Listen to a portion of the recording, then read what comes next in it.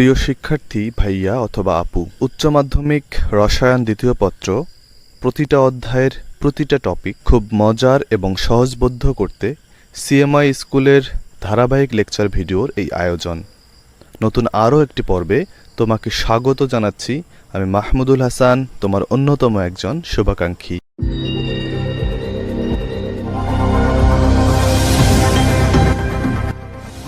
আমরা সম্ভবত এই চ্যাপ্টারের সবথেকে কোর অংশের মধ্যে চলে এসেছি।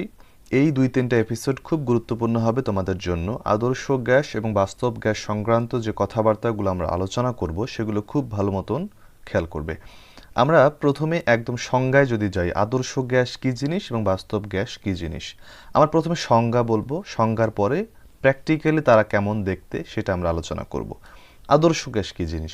আদর্শ গ্যাস হচ্ছে যে সমস্ত গ্যাস সকল তাপমাত্রা এবং চাপে গ্যাসের সূত্রসমূহ, অর্থাৎ বয়েলের সূত্র, চার্লসের সূত্র, অ্যাভোগাড্রো সূত্র, এই সূত্রগুলো যথাযথভাবে মেনে চলে সেই সমস্ত গ্যাসকে আদর্শ গ্যাস বলা হয়। পক্ষান্তরে যে সমস্ত গ্যাস এই গ্যাসের সূত্রসমূহ সকল তাপমাত্রা ও চাপে তথা সকল কন্ডিশনে যথাযথভাবে মেনে চলে না, তাদেরকে বাস্তব গ্যাস বলা হয়। আদর্শ গ্যাস কি বললাম? যে যারা বয়েলের সূত্র, চার্লসের সূত্র, অ্যাভোগাড্রোর সূত্র, এই গ্যাস সূত্রসমূহ এক্স্যাক্টলি মেনে চলে। তো বয়েলের সূত্র, চার্লসের সূত্র এবং অ্যাভোগাড্রোর সূত্র যদি আমরা সমন্বয় করি, তাহলে তিনটা মিলিয়ে আমরা এই সমীকরণটা দাঁড় করাতে পারবো। আমরা অবশ্য একটু পরেই এই আদর্শ গ্যাসের সমীকরণ এস্টাবলিশ করে দেখাবো। তো মূল কথা হচ্ছে, এরকম একটা সমীকরণ দ্বারা আদর্শ গ্যাসের আচরণ নিয়ন্ত্রিত হয়। তো মানে হচ্ছে যে সমস্ত গ্যাস সকল তাপমাত্রা এবং চাপে এই সমীকরণকে মেনে চলে তার আদর্শ গ্যাস, আর যারা এই সমীকরণকে যথাযথভাবে মেনে চলে না তারা হচ্ছে বাস্তব গ্যাস। আদর্শ গ্যাসের ক্ষেত্রে একটা সমীকরণ খেয়াল করে দেখো। এই সমীকরণটার কথা বলা হচ্ছে যে স্থির তাপমাত্রায় টেম্পারেচার যদি স্থির থাকে সেক্ষেত্রে এই DE/dV এটা নাকি হবে 0, অর্থাৎ ভি এর সাপেক্ষে কে ডিফারেন্সিয়েট করা যাবে না। অর্থাৎ ভি এর সাপেক্ষে যদি আমরা কে ডিফারেন্সিয়েট করি, ইটা ধ্রুব সংখ্যা হিসেবে বিবেচিত হবে। আর আমরা জানি কোনো ধ্রুব সংখ্যাকে কোনো চলকের সাপেক্ষে ডিফারেন্সিয়েট করলে সেটা 0 হয়ে যায়। তার মানে ভি এর সাথে এর কোনো সম্পর্ক নেই। ভি চেঞ্জ হলেও চেঞ্জ হয় না। এটা হচ্ছে আদর্শ গ্যাসের কথা।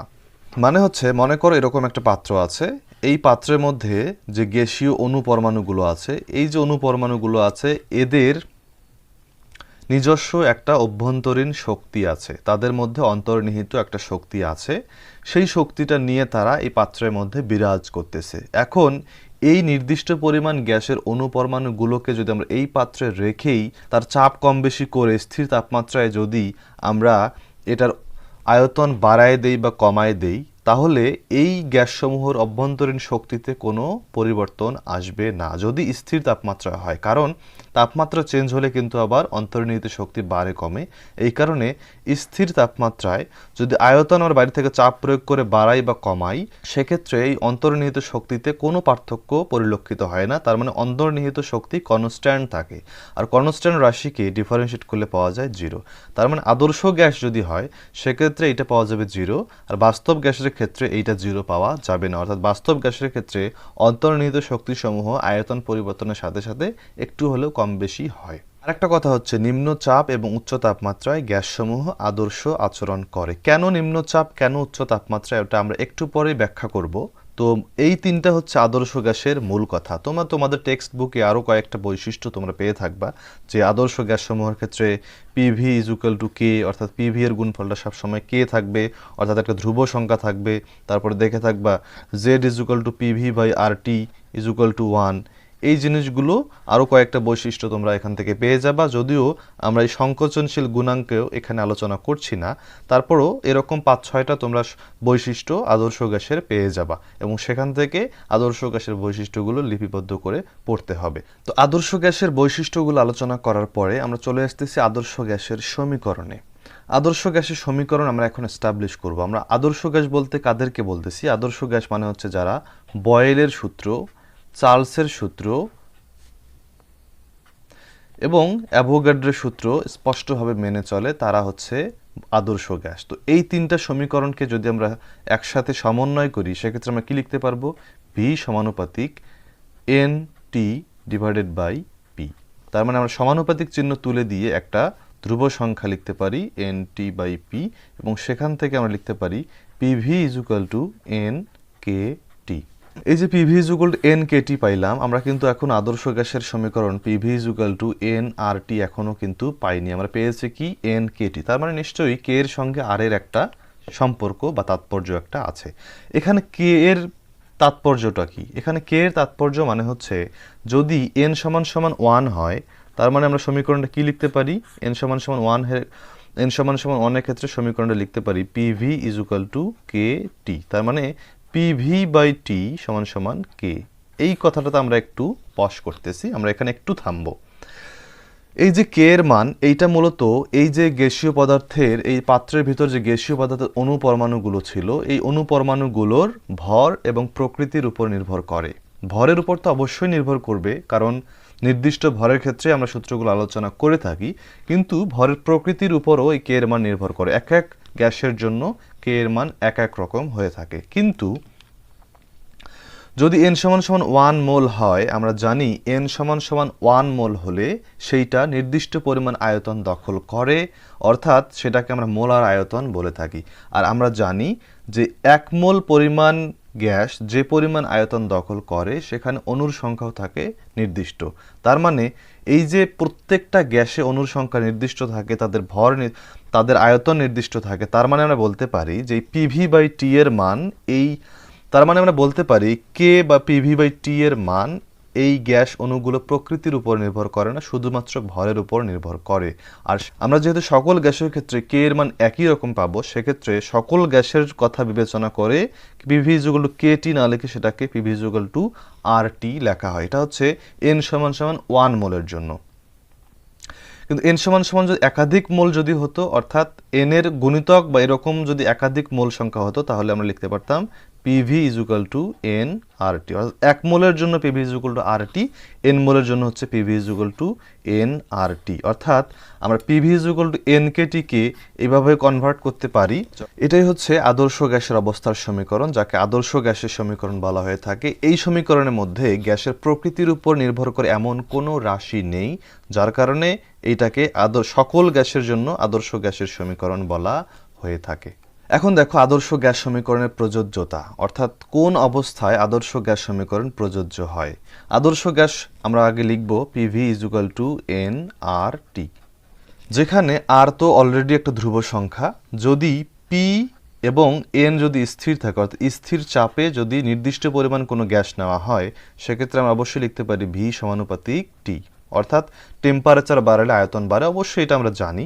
তো কিন্তু এই ক্ষেত্রে যদি টেম্পারেচার আয়তন কমতে থাকে, তার মানে টেম্পারেচার কমাতে কমাতে টেম্পারেচার যদি টেন্ডস টু 0 হয়, সেক্ষেত্রে আয়তনও কিন্তু টেন্ডস টু 0 হয়ে যাওয়ার কথা। কিন্তু বাস্তবে গ্যাসের আয়তন কখনোই 0 হয় না, অর্থাৎ নিম্ন তাপমাত্রায় এই আদর্শ গ্যাসের সমীকরণ আর আদর্শ সমীকরণ থাকে না। একইভাবে আমরা তো লিখতে পারি V = 1/P চার্লসের সূত্র থেকে, যখন N এবং T স্থির।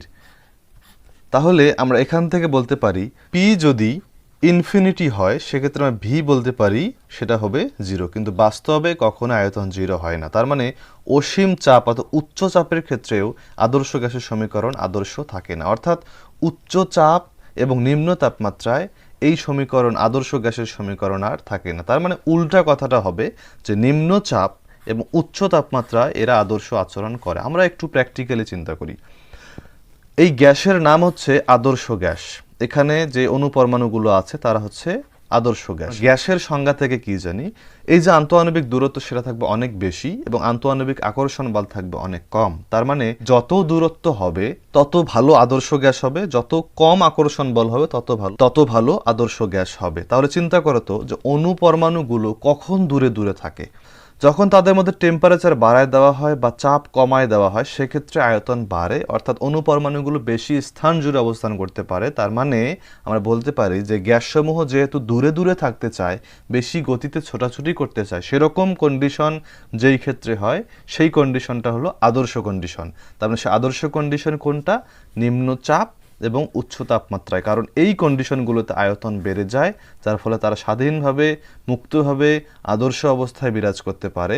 তার মানে বলা যায় আদর্শ গ্যাসসমূহ নিম্নচাপ এবং উচ্চ তাপমাত্রায় আদর্শ আচরণ করে।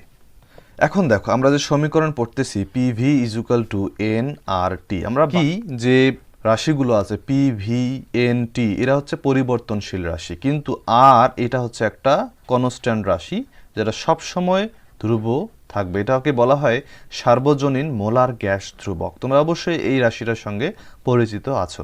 তো আমরা এই আর এর তাৎপর্য এবং আর এর বিভিন্ন মান সম্বন্ধে এখন আলোচনা করব। আর এর তাৎপর্য মানে হচ্ছে আমরা জানি PV is equal two nRT, সেখান থেকে আর ইজ ইকুয়াল টু লেখা যায় পিভি বাই এনটি। পি মানে কি বল ভাগ ক্ষেত্রফল, আর ভি মানে হচ্ছে আয়তন। আয়তনকে কি লেখা যায়? ক্ষেত্রফল গুণন এর উচ্চতা, উচ্চতাও একটা দৈর্ঘ্য। তার মানে ক্ষেত্রফল যদি আমরা কেটে দেই তাহলে বল গুণন উচ্চতা থাকবে। বল গুণন উচ্চতা মানে হচ্ছে কাজ ডিভাইডেড বাই মোল এবং কেলভিন। অবশ্য পিভি ইজ ইকুয়াল টু যে ওয়ার্ক বা কাজ, সেটা কিন্তু আমরা বয়েলের সূত্রের সময় আলোচনা করেছিলাম। তো সেক্ষেত্রে আমরা পিভি এর জায়গায় আমরা কাজ লিখতে পারি কাজ বাই মোল বাই কেলভিন। তার মানে লেখা যায় যে কাজ পার মোল পার কেলভিন। এটাই হচ্ছে আর এর তাৎপর্য।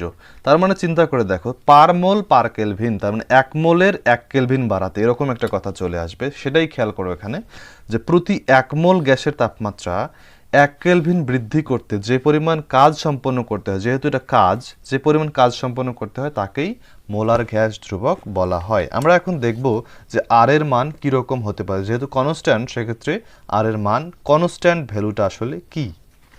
দেখো আমাদের সমীকরণটা হচ্ছে PV is equal to N R T, তার মানে R is equal to PV by N T, অর্থাৎ আর এর মান এই কয়েকটা রাশির উপর নির্ভর করবে। এই কয়েকটা রাশি থেকে আমরা আর এর মান বের করতে পারবো। এখন আর এর মান সিজিএস পদ্ধতিতে, এসআই পদ্ধতিতে এবং লিটার এককে আমরা 3টা বড় বড় এককে বের করতে পারি। প্রথমে সিজিএস এককে আমরা আর এর মান বের করব। মনে রাখবা যে PV is equal two nRT সমীকরণে যে আর বের করব, আর মানেই হচ্ছে 1 মোল গ্যাসের ক্ষেত্রে, অর্থাৎ এন সমান এখানে 1 মোলের কথা চিন্তা করা হচ্ছে। তার মানে এন মোল, এই কথাটা সবসময় এন ইজ ইকুয়াল টু 1 মোল থাকবেই। 1 মোল গ্যাসের চাপ কিরকম হয়, 1 মোল গ্যাসের আয়তন কিরকম হয়, সেই জিনিসগুলো নিশ্চয়ই এখানে বসবে। এখন চিন্তা করে দেখো, আমরা সিজিএস এককে আসি। সিতে হলো সেন্টিমিটার, জিতে হচ্ছে গ্রাম, এসতে হচ্ছে সেকেন্ড। তার মানে দৈর্ঘ্যের এককগুলোকে সেন্টিমিটারে নিতে হবে, ভরের এককগুলোকে গ্রামে নিতে হবে এবং সময়ের এককগুলোকে সেকেন্ডে নিতে হবে। এখন দেখো আমাকে প্রথমে বসাতে হবে চাপ। সেই চাপ মানে হচ্ছে এইচ ইন্টু ডি ইন্টু জি। এটা আমরা কিন্তু একদম প্রথম এপিসোডে পড়েছিলাম। সেখান থেকে আমরা এইচ এর মান বসাই 76 সেন্টিমিটার, ডি হচ্ছে পারদের ঘনত্ব 13.6 গ্রাম সেন্টিমিটার কিউব, এটাও আমরা জানি, এবং জি আমরা 980.6 আগে বসিয়েছিলাম, ডাজেন্ট ম্যাটার, আমরা 981 বসাচ্ছি সেন্টিমিটার পার সেকেন্ড স্কোয়ার। এই ক্যালকুলেশনগুলো যদি আমরা করি তাহলে আমরা অবশ্যই চাপ পাবো, কিন্তু চাপের কোন এককটা আমরা বসাবো? সিজিএস এককে মনে রাখবো চাপের একক হচ্ছে ডাইন পার সেন্টিমিটার। ডাইন হচ্ছে বলের একক এবং সেন্টিমিটার তো তোমরা জানোই ক্ষেত্রফল, বল ভাগ ক্ষেত্রফল, এটাই হচ্ছে চাপ। তার মানে ডাইন পার সেন্টিমিটার হচ্ছে চাপের একক। এখানে যে মানটা আসলো এটাই হচ্ছে পি এর মান। এরপরে দেখো V is equal two 22.4 litre. আমরা জানি 1 মোল গ্যাসের তাপমাত্রা 22.4 লিটার হয়, কিন্তু লিটারকে তো এখানে রাখা যাবে না, কারণ সিজিএস এককে লিটার বা আয়তনকে সেন্টিমিটার কিউবে প্রকাশ করতে হবে, যেটা আমরা এসআই এককের সময় দেখব মিটার কিউব এককে, এবং লিটার এককের সময় লিটার এককে বসবে। তাহলে সেন্টিমিটার কিউব একক, লিটার থেকে সেন্টিমিটার কিউব আসতে হলে আমরা জানি 1 লিটার মানে হচ্ছে 10⁻³ সেন্টিমিটার কিউব। তাহলে লিটারের জায়গায় 10⁻³ সেন্টিমিটার কিউব বসলো। এন এর মান হচ্ছে 1 মোল এবং স্ট্যান্ডার্ড টেম্পারেচার হচ্ছে 0 ডিগ্রি সেলসিয়াস, মানে হচ্ছে 273.15 কেলভিন। এই ভ্যালুগুলো যদি আমরা এখানে বসিয়ে দেই তাহলে ক্যালকুলেশন করলে আমরা এই ভ্যালুটা পাই।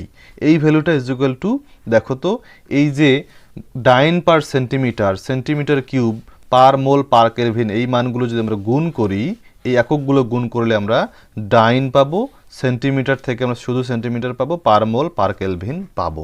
এই যে ডাইন সেন্টিমিটার, ডাইন মানে হচ্ছে বল এবং সেন্টিমিটার মানে হচ্ছে একটা দৈর্ঘ্য। এফ এবং এস এই জিনিসটা গুণ হলে কি হবে? অবশ্যই একটা কাজ হবে। সেই কাজের একক হচ্ছে সেন্টিমিটার এককে আর্গ, এটা হচ্ছে কাজের একক। আর আমরা অবশ্যই আর এর তাৎপর্যে বলেছিলাম যে আর মানে হচ্ছে কাজ পার মোল পার কেলভিন হবেই, অর্থাৎ আর এর মান হয় এখানে কাজের একক থাকবে। সিজিএস এককে আমরা লিখব আর্গ, আমরা এসআই এককে লিখব জুল, এবং লিটার এককে আমরা সেটাকে লিটার অ্যাটম আকারে পড়ব, সেটা আমরা সামনেই আসতেছি। এবার দেখো এসআই পদ্ধতিতে আর এর মান বের করা। এসআই পদ্ধতিতে আর এর মান যদি আমরা পেতে চাই তাহলে পি এর মান এখানে বসাতে হবে কিন্তু নিউটন পার মিটার স্কোয়ারে। আমরা জানি যে এসআই পদ্ধতিতে দৈর্ঘ্যের একক হচ্ছে মিটার এবং ভরের একক হচ্ছে কেজি এবং এবং টাইমের একক হচ্ছে সেকেন্ড। তো সেইভাবে আমরা চাপকে অবশ্যই বল ভাগ ক্ষেত্রফল যদি আমরা করি, বলের একক হচ্ছে নিউটন, ক্ষেত্রফল হচ্ছে মিটার স্কোয়ার। সেক্ষেত্রে নিউটন মিটার স্কোয়ার এককে আনতে হবে, তার মানে প্যাসকেল একক। তার মানে এক অ্যাটমসফিয়ার মানে কত প্যাসকেল? 101/325 প্যাসকেল মানে হচ্ছে নিউটন পার মিটার স্কোয়ার। এটা গেল চাপের পরিমাপ। এরপরে আসি আয়তন 22.4 লিটার, কিন্তু এই লিটারকে আমাকে মিটার কিউব এককে প্রকাশ করতে হবে। 1 লিটার মানে হচ্ছে 10⁻³ মিটার কিউব, কারণ আমরা জানি 1 মিটার কিউব মানে হচ্ছে 1000 লিটার। সেক্ষেত্রে আমরা এই মানটা এখানে ব্যবহার করব। এন মানে তো 1 মোল অল টাইম, টি হচ্ছে 0°C টেম্পারেচার। তাহলে আমরা দেখো এই মানগুলো যদি এই ইকুয়েশনে বসিয়ে দেই তাহলে আমরা আর এর ভ্যালু ক্যালকুলেশন করে পাবো 8.314 জুল পার মোল পার কেলভিন। অবশ্যই জুলটা হচ্ছে কাজের একক। এবার দেখো আর বের করার সবথেকে ইম্পর্টেন্ট রুল, আর এর সবথেকে ইম্পর্টেন্ট মান হচ্ছে লিটার এককে। লিটার এককে চাপকে অ্যাটমসফিয়ার, যেটা বহুল ব্যবহৃত একক অ্যাটমসফিয়ার, সেই অ্যাটমসফিয়ারে থাকবে। অ্যাটমসফিয়ারকে অন্য কোনো এককে প্রকাশ করার দরকার হবে না। তারপরে ভি লিটার একক, লিটারেই থাকবে 22.4 লিটার। এন 1 মোল টেম্পারেচার এত, এটা আমরা জানি। সব থেকে সহজ আর এর মান বের করা হচ্ছে এই পদ্ধতিতে এবং সব থেকে বেশি ব্যবহৃত হবে এই এককটাই। তাহলে এই ভ্যালুগুলো যদি আর এর ইকুয়েশন আমরা বসিয়ে দিই তাহলে ক্যালকুলেশন করে 0.082 লিটার অ্যাটম পার মোল পার কেলভিন এই এককটা আমরা বসাতে পারবো। মনে রাখতে হবে লিটার অ্যাটমসফিয়ার পার মোল পার কেলভিন, এই এককটা যেন মনে থাকে, এবং মানটা হচ্ছে 0.082। এই ভ্যালুটা আমরা সবসময় ইউজ করব। আর একটা ছোট একক আছে ক্যালোরি এককে, অর্থাৎ এই যে এসআই এককে আমরা 8.314 জুল আমরা এককে নিয়েছিলাম, জুলকে যদি ক্যালোরিতে প্রকাশ করি আমরা জানি যে 4.18 জুল সমান সমান 1 ক্যালোরি। তার মানে 4.18 দিয়ে যদি আমরা ভাগ করি তাহলে আমরা এরকম একটা ভ্যালু পাবো। এটা লেস ইম্পর্টেন্ট, এটা মনে রাখার দরকার নেই। আমরা ওই তিনটা মান অবশ্যই মনে রাখবো, তবে সবসময় এই মানটার কথা যেন না ভুলে যাই।